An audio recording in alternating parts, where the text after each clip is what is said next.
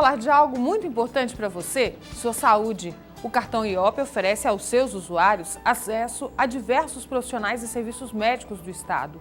E o mais importante, com valores que cabem no seu bolso. Entre os procedimentos, você pode realizar consultas, exames, tratamentos, internações, cirurgias e até mesmo o uso de UTI móvel no Tocantins. Além disso, o cartão IOP tem convênios com farmácias, óticas, academias e muito mais. O cartão IOP não é um plano de saúde nem um sistema de fidelidade. Para mais informações, vá ao posto de atendimento mais próximo de você, ligue 3219-1919 ou acesse o site cartãoiop.com.br. Cartão IOP, sua saúde em primeiro lugar.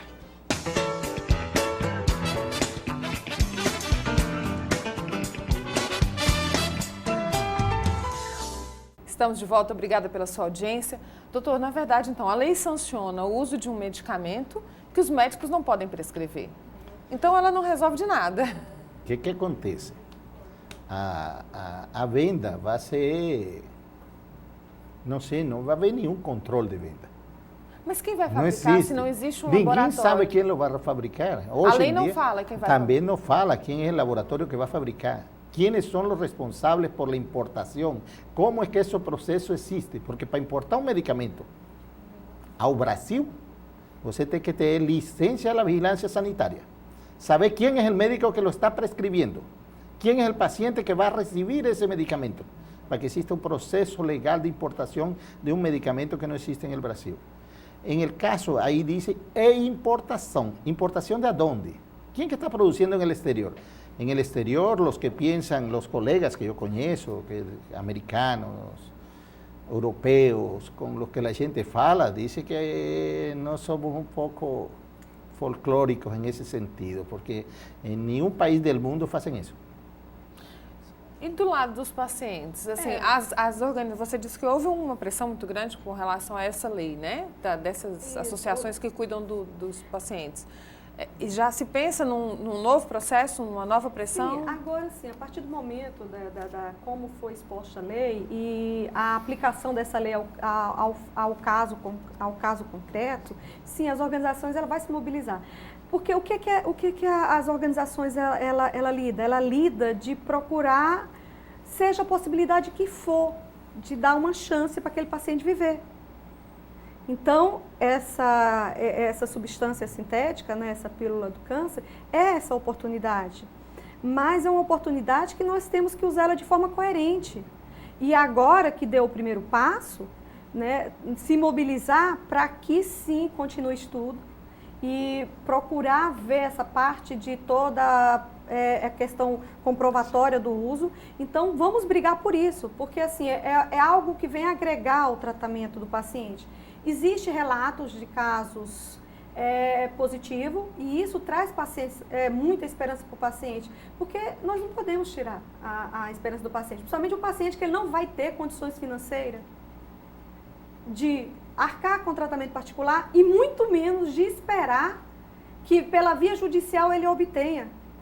Sabe o que isso me lembra? Um pouco da legalização da maconha. Então, assim, a gente não é eficiente o suficiente para fazer a segurança disso, né?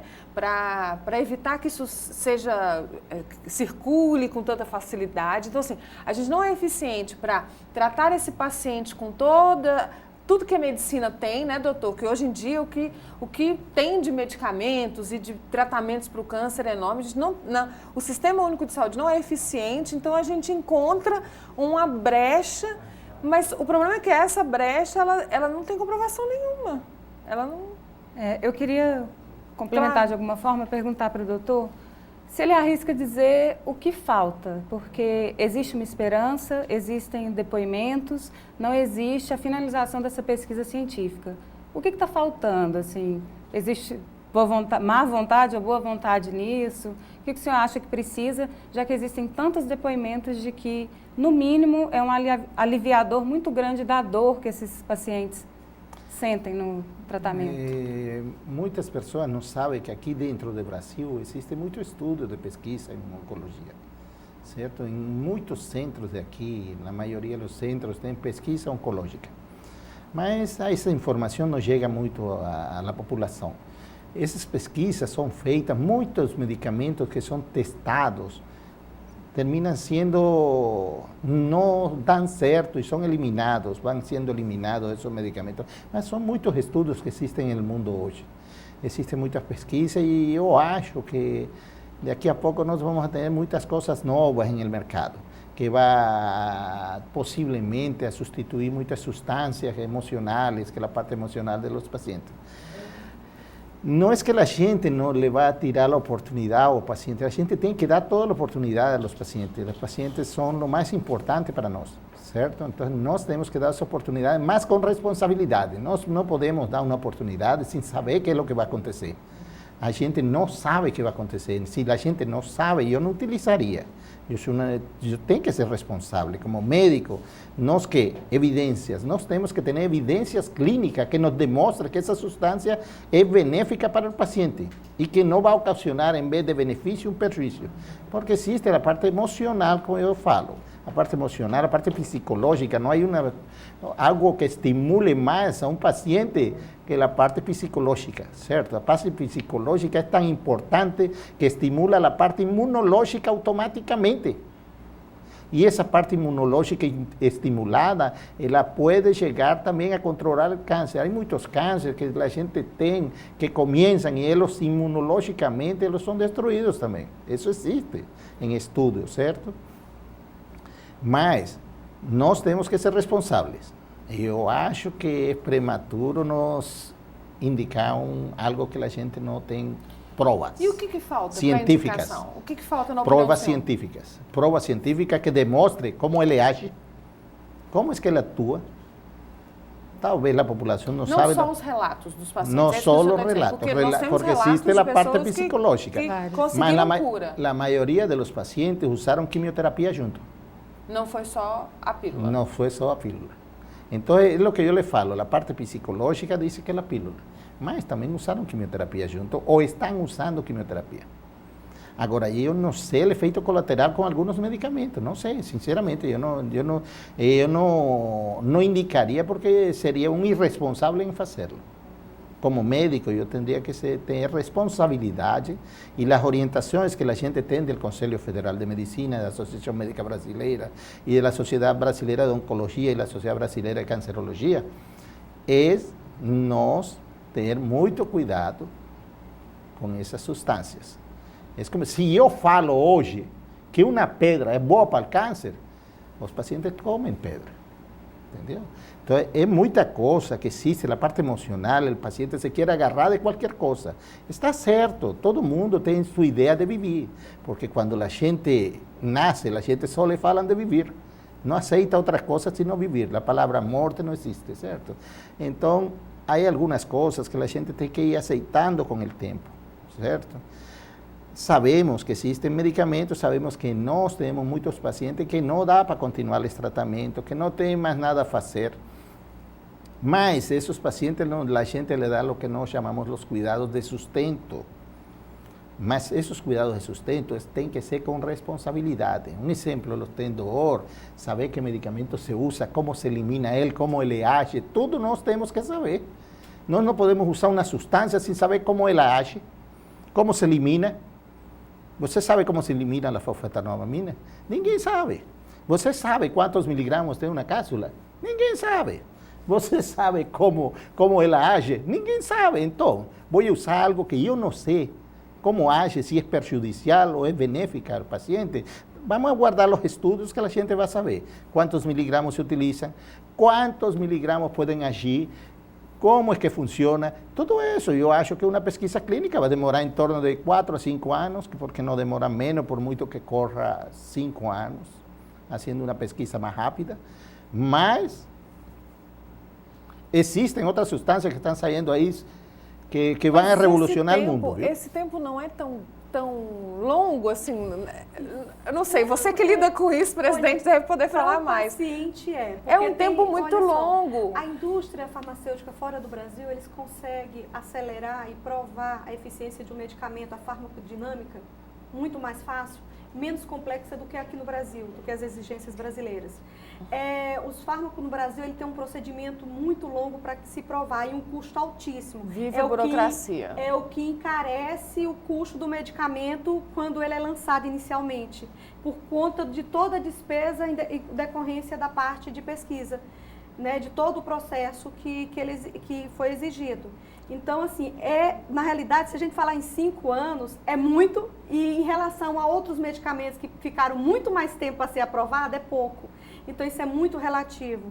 Mas o que me preocupa é assim, eu estou feliz pela possibilidade de uma chance de esperança, mas ao mesmo tempo preocupado, porque o medicamento agora ele só passou pela primeira fase de teste, que foi em animais. E até então, o seu descobrimento inicial, ele foi usado em tubo de ensaio. É o marcador tumoral, que de repente você pega um marcador tumoral que você tem uma quantidade delimitada de amostra e joga num ser vivo cheio de oportunidades. Então é o que o doutor fala, eu compreendo a preocupação dele.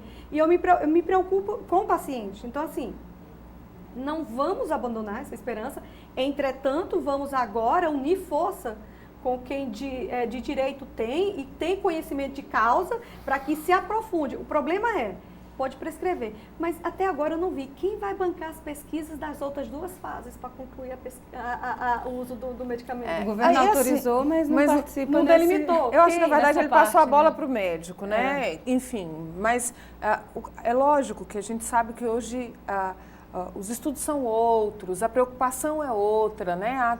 Há anos atrás não se existia todo esse processo e a gente ia descobrindo sobre o medicamento ao longo, né, do uso dele. Até hoje é assim, alguns medicamentos que, esse não tem nenhum problema de alergia. Alguém vai e usa e tem alergia. Então, aí já se começa a colocar novos na bula, né? Melhorar a bula, enfim. Então, assim, eu acho que a gente não pode nem ao norte nem ao sul, né? Nem 8 nem 80. Eu acho que realmente a fase em que ele está hoje é uma fase muito inicial de pesquisa. Mas não seria o caso de repente, uma brevidade maior com relação a isso, um apoio dos médicos oncologistas que estão lá diretamente com o paciente, que podem ajudar de alguma forma nessa pesquisa? Cuando entra la parte de pesquisa en humanos, la gente comienza a escoger los pacientes y van siendo encaminados para la pesquisa. Eso ainda, essa fase não chegou. Vai chegar lá. La primeira fase, qual é? Você tem que saber os miligramos que você vai usar. Quantos miligramos tem a cápsula ou a pílula? Quantos miligramos tem? Essa quantidade de miligramos, ela é suficiente para um ser humano? Como vai agir? Aí eles começam a procurar como ela age, como se elimina, qual é a toxicidade dela. Todo aquilo se vai indo controlando inicialmente, depois começa a usar-se em ser humano, em outra fase, tá? Em outra etapa de pesquisa. Os 5 anos que o senhor falou é de todas as etapas. Todas as etapas. Bom, então há uma esperança, né? Agora foi feito o primeiro teste, que foi onde a primeira pesquisa, quantos miligramos ela tinha. Parece que não tinha senão 30 e poucos miligramos, algo assim. Eu penso que eles han devido escutar um pouco a Anvisa antes de tomar uma decisão de uma lei dessa, porque a Anvisa protege a saúde de todo mundo. Ela é a que controla os medicamentos no Brasil. Que a vigilância... Pri, você tem mais uma pergunta que nosso tempo está acabando. Mais alguma questão? Essa foi uma crítica que o próprio governo sofreu, porque na hora de votar, passar no Senado, sentiram essa falta dos técnicos fazendo parte dessa discussão. A comunidade médica, ela concorda com isso? Faltou uma análise? Acredito que sim, porque agora o senhor já se mostra desfavorável ao que foi aprovado. A comunidade médica avisou e ajudou a tentar de que hicieran primeiro os testes antes de aprovar uma lei, certo?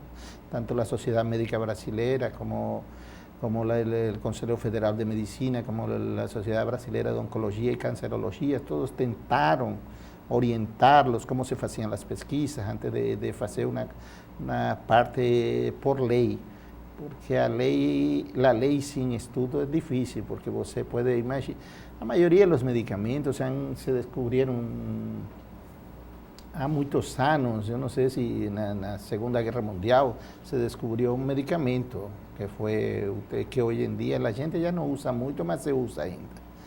Que foi descoberto, que é a mostarda nitrogenada, foi descoberto também assim. Mas hoje as pesquisas clínicas, mas foi um descobrimento que depois se fizeram pesquisas, se deram conta que produziam algumas alterações na medula e isso foi pesquisado e deu que era um medicamento muito bom. Agora, pesquisa bem feita tem que ser o que eu lhe falei. Primeiro passar por um estudo, quantos miligramas, como se elimina, como ela age, quais são os efeitos colaterais, tudo aquilo. Isso é uma pesquisa médica. E depois os testes. E depois dar à população, porque você não pode dar a um ser humano, se você é responsável como médico, você não pode dar a um ser humano algo que você não tem prova ou evidência de que sirve para alguma coisa, que é benéfico para o paciente e que tem segurança para que esse paciente tome. Não sabemos, ou se não, um exemplo, não sabemos os miligramas em cada medicamento. Se nós hiciéramos miligramas a mais, nós temos algumas complicações mais perigosas. Então, isso é o que a gente tem que explicar. Infelizmente, nosso tempo acabou. Eu agradeço muito a presença da presidente da Liga, Edneide. Obrigada, doutor, por todos esses esclarecimentos, praticamente uma sabatina com ele. Pri, muito obrigada e obrigada a Fieto por liberar você para participar com a gente do programa. Foi muito bom. Tomara que a gente volte a esse assunto com notícias mais otimistas, mais animadoras e, de repente, né, desses pacientes utilizando. Mas, assim, eu quero ressaltar que nós estamos felizes com essa batalha e torcendo para que agora uma indústria, né, assuma essa pesquisa para agilizar a disponibilidade do mercado, porque agora nós temos a lei, mas temos uma barreira, a questão do médico não poder prescrever. Certo, muito obrigada pela presença, obrigada a você pela audiência e até semana que vem.